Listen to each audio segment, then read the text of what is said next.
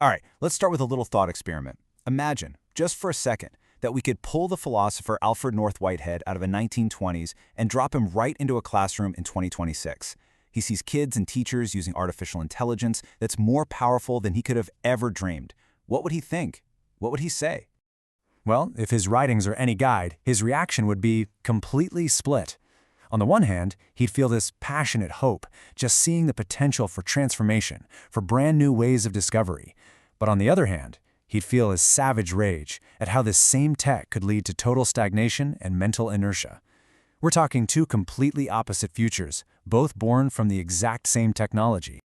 So that begs the question, right? What's the one critical danger that decides which path we go down? What's the pivot point between a generation of innovators and a generation of, well, passive users? Turns out Whitehead had a name for it more than 100 years ago. He called it the danger of inert ideas. For him, this was the central problem of education back then. And you know what? It's become even more critical in our time. So what in the world are inert ideas?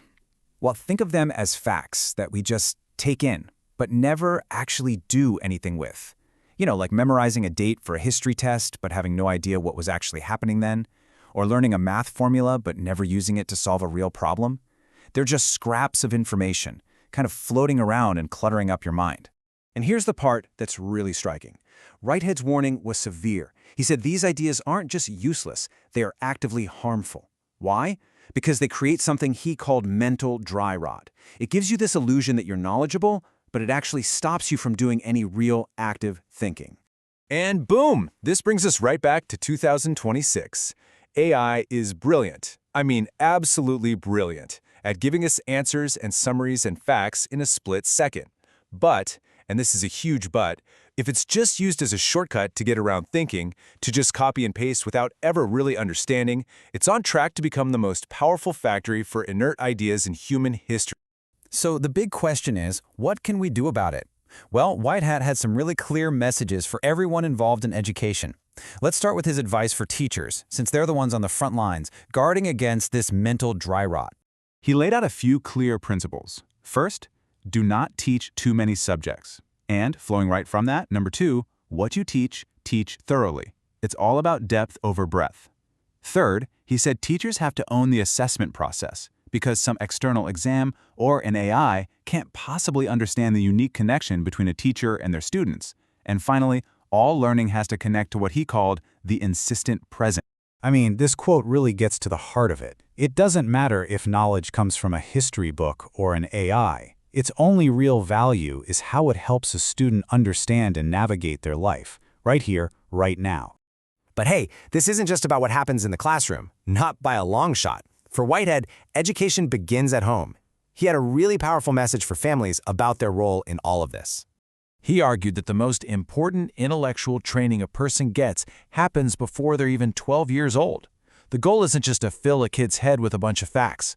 It's to encourage the activity of thought, to get them to ask questions, to wonder, to connect ideas.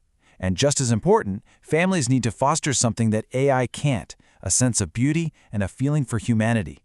That's what makes a person cultured, not just well-informed.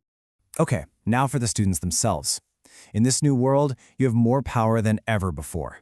Whitehead's advice would be to use tools like AI not as a crutch, but as a springboard to go find that joy of discovery for yourself. The ultimate goal he sets for student is to achieve something he calls style. And no, it's not about fashion. It's about mastery.